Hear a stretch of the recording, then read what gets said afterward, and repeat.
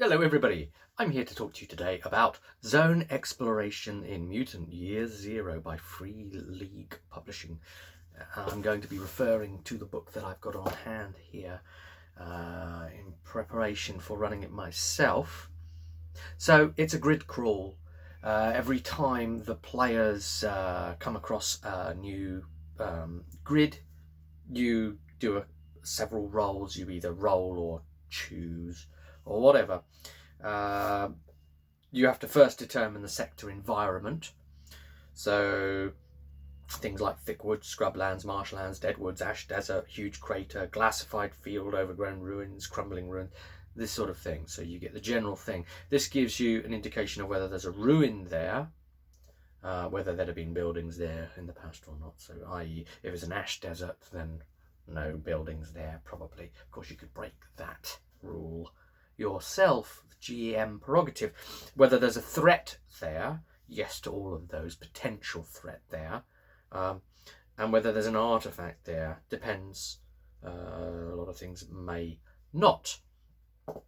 Yeah, now the artifacts are basically the big finds that improve the arc or improve the players in some way, boost the stats of the home base, or the some useful tool for the players above normal kind of scrap they might find. And the ruins are just a list of types of places that effectively give you a backdrop and theme.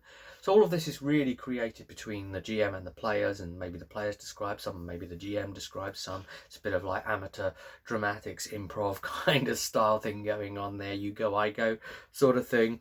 So you go into that zone, you determine basically the look of it from those. You can do it as a D66 roll.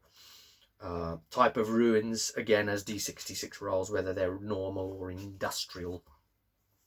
You then have to check the rot level, i.e. the level of radiation present just at all times in the air, whether it's going to be no harm whatsoever, or whether it's going to be killing you if you spend the day there, or killing you every hour, or killing you every minute, giving you rot points every minute, how many rot points it pours onto you by proximity,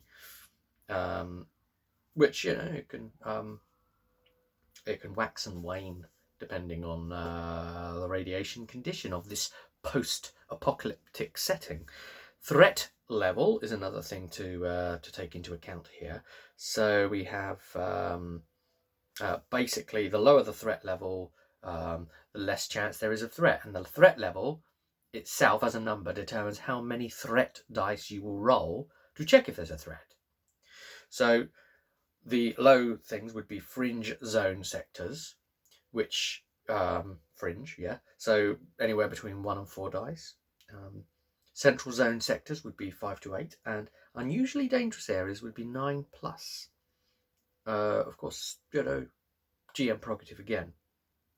So you take the amount of dice as the threat level determines, and you roll them. Oh, and for nighttime, you usually add about 3 more dice to it, because a whole load of things go bump in the night. You roll that many dice, and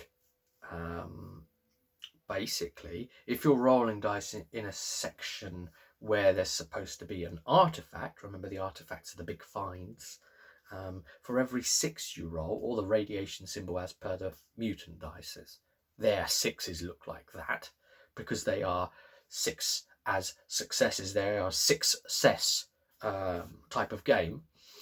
For every one of those 6s you roll on those D6s, there's an artifact. It's not necessarily that you want to give out loads of artifacts in a session. You may want to modify that, and maybe think about maybe improving that artifact, or just saying, well, there wasn't one there, or just like giving some scrap in its place, or something. You don't want to give out too much. Or you could have it that they didn't find it that go round. I don't know. It's tricky, isn't it? Because the book tells you basically don't throw too many artifacts at them, because that's the big level up thing. That's how they get powerful in this. And for every 1 rolled on those threat dice, that is a threat.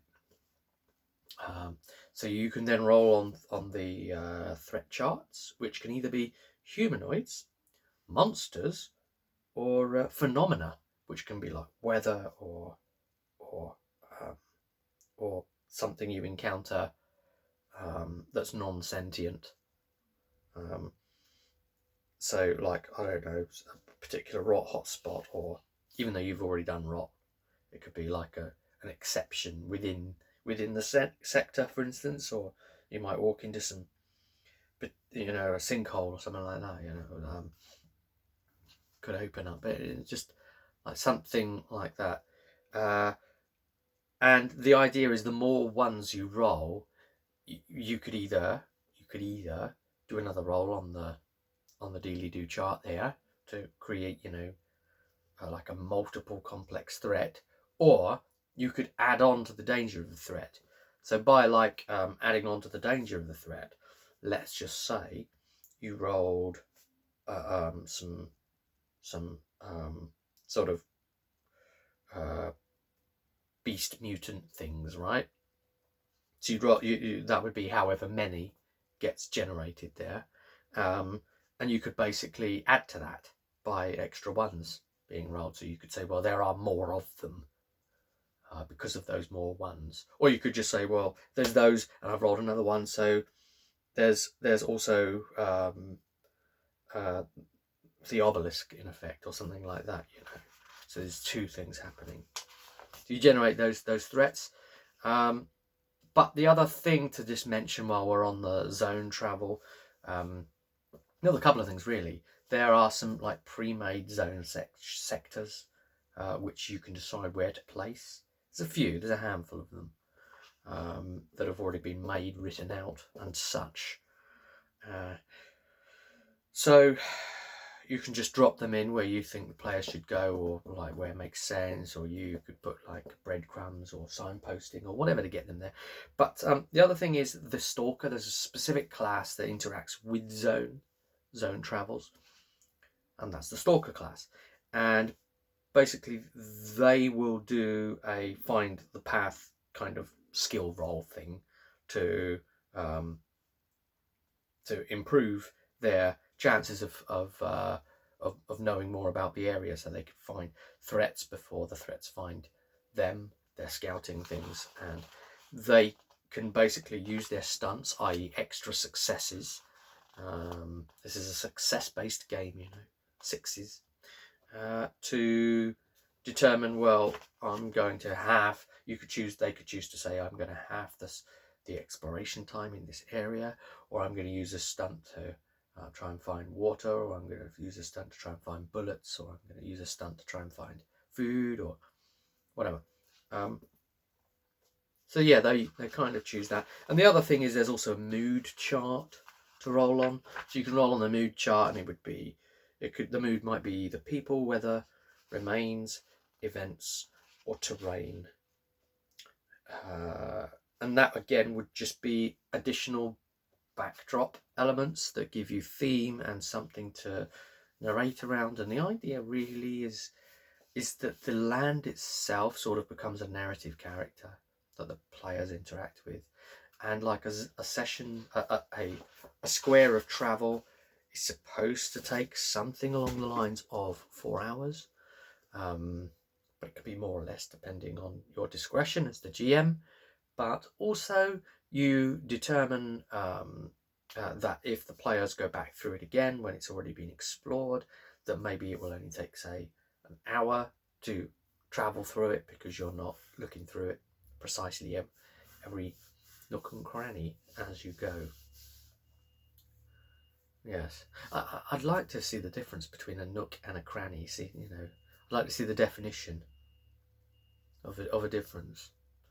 I mean, they must be different. They've been separated and until the next one, I will see you in the post-apocalyptic field.